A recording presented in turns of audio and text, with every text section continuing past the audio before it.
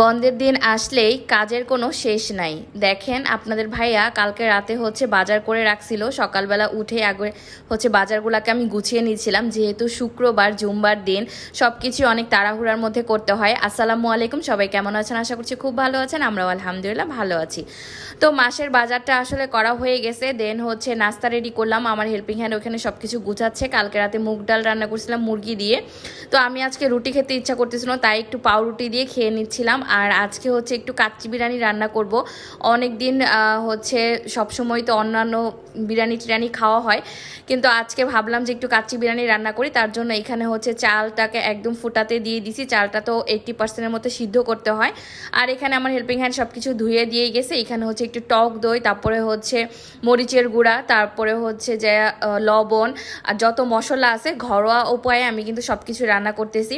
একদমই আমি সাথে শুধু কাচ্চি বিরিয়ানি যে মশলাটা সেইটা এটার মধ্যে অ্যাড করব। এই তো কাচ্চি বিরিয়ানি যে মশলার মধ্যে যে মশলাগুলো ছিল সেগুলাতে এটাতে অ্যাড করে দিছি, আর ঘরোয়া যা মশলা ছিল সেগুলাই দিছি, অন্যান্য কোনো কিছু দিয়ে নাই। যদিও ফার্স্ট টাইম রান্না করতেছি, মজা যদি না হতো তাহলে আমি কখনোই ভিডিওটা শেয়ার করতাম না। আমি ভাবছি যদি মজা হয় তাহলে আমি ভিডিওটা শেয়ার করব, না হলে করব না। তো যাই হোক, আলহামদুলিল্লাহ অনেক মজা হয়েছিল। আসলে দুপুরে যারা খাওয়া দাওয়া করলাম, যেহেতু আমি ইনস্ট্যান্ট ভিডিও আপলোড করতেছি, আজকে শুক্রবারের ভিডিও আজকে আপলোড করে দিচ্ছি। আমি আসলে ওইভাবে অত একটা বেশি ভিডিও জমিয়ে রাখি না। আমি মাঝে মাঝে আমার এমন হয় যে আমি প্রতিদিনের ভিডিও প্রতিদিনই আপলোড করছি, আর না হয় একদিনের ভিডিও হয়তো বা থাকে সেটা আপলোড করি। আমি আসলে ভিডিও এভাবে জমিয়ে রাখি না। তো এই তো একদমই খুব ভালো মতো মাখিয়ে নিলাম, এটাকে খুব ভালো মতো মাখিয়ে নিতে হবে। তারপরে এখানে যে 80% চালটা যে আমি সুন্দর করে করে রাখছিলাম সেটা দিয়ে দিলাম। উপর দিয়ে একটু দুধ দিয়ে দিলাম, এটা মাস্ট দিবেন। দুধের যে ফ্লেভারটা, মাই গুডনেস, এত মজা হয়। তারপর কাঁচামরিচটা দিয়ে দিচ্ছিলাম। তারপরে আলুটা যে আমি ভেজে রাখছিলাম একটু ফুড কালার দিয়ে, আমি জর্দার কালার দিয়ে এটাকে ভেজে তারপর এর মধ্যে দিয়ে দিলাম। আর এখানে একটু জর্দার কালারও দিয়ে দিলাম যেন কালারটা সুন্দর আসে। সাথে একটু কাবাবও বানিয়ে নিছি।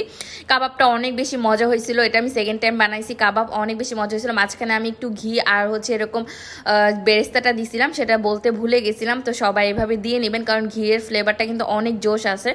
তো এই তো দেখেন মোটামুটি আমার রান্নাটা কমপ্লিট হয়ে গেছে। অনেক বড় একটা পাতিলা রান্না করছিলাম, কারণ ভাবছি যে পাশে যে নেইবার ছিল তাকেও দিব, ভাবছি মজা হইলে সবাইকে দিব। আলহামদুলিল্লাহ মজা হয়েছে। এই তো কি যে সুন্দর একটা কালার আসছে। আমি আসলে বাসমতি চাল দিয়ে করি নাই, আপনারা চাইলে যে নর্মাল পোলার চাল থাকে সেটা দিয়েও আসলে করতে পারেন।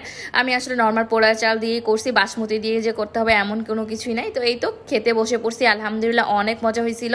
আপনারাও বাসায় ট্রাই করবেন, খুব ইজি আসলে করতে, এত বেশি কষ্টও না।